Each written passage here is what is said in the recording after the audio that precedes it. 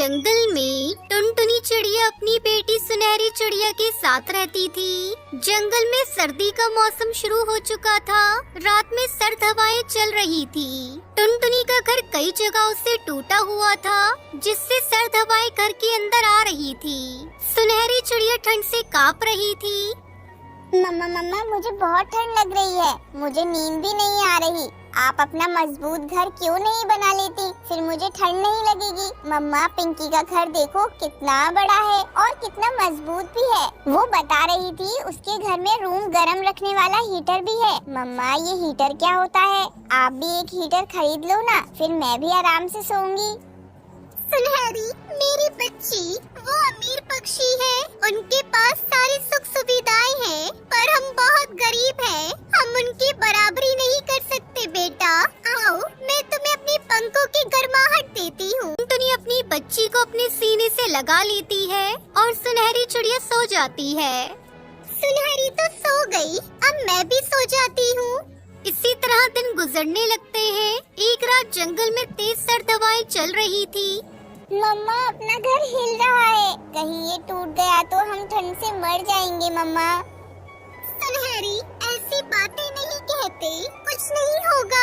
ये सब तुम्हारे मन का वहम है।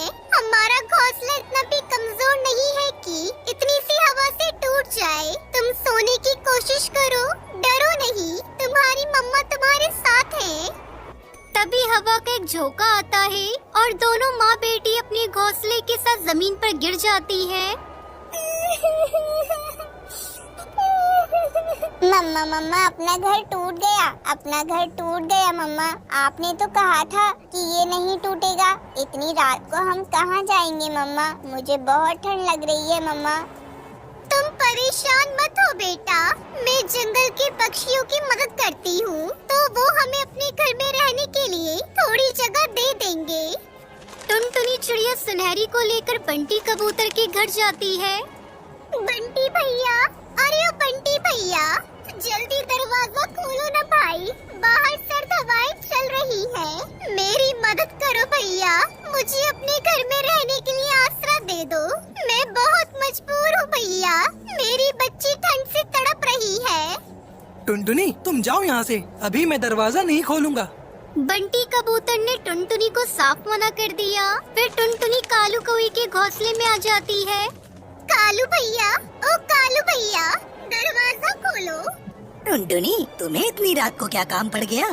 कालू भैया, मेरा घोंसला टूट गया है, बाहर तेज हवाएं चल रही है, ऐसे में बाहर रहना मुश्किल हो रहा है।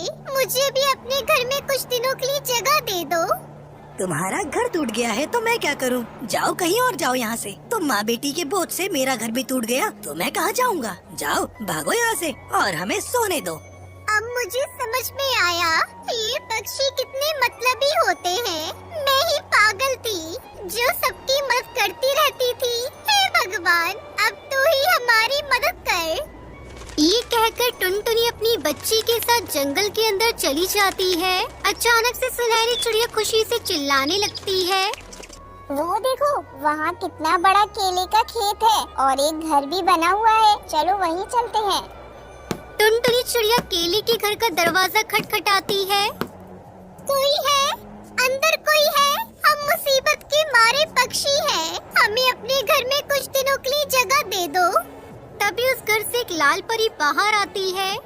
आओ चिड़िया, मैं जानती थी कि तुम यहाँ जरूर आओगी। मैं तुम्हारा ही इंतजार कर रही थी। देखो यहाँ केले का खेत है, तुम इस खेत को ले सकती हो। तुम मेरे घर की तरह केले का घर बनाओ और उसमें आराम से रहो। यहाँ तुम्हें कोई परेशानी नहीं होगी। और हाँ, तुम केले को बाजार में बेचकर पैसे भी कमा सकती हो। आपका बहुत बहुत शुक्रिया लाल परी, लेकिन आपको कैसे पता कि मैं मुसीबत में हूँ?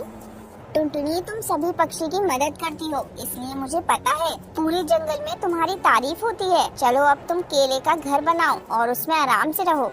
ठीक है लाल परी। उसके बाद टुनटुनी चिड़िया सुनहरी के साथ मिलकर केले का घर बनाती है और बाजार में केले बेचती है। माँ, अब हमारी सारी परेशानी कैसे दूर हो गई ना? ये सब आपके अच्छे कामों का फल है, इसलिए तो लाल परी ने हमें केले का खेत दे दिया। हाँ सुनहरी बेटा, हमें हर जरूरतमंद पक्षी की मदद करनी चाहिए।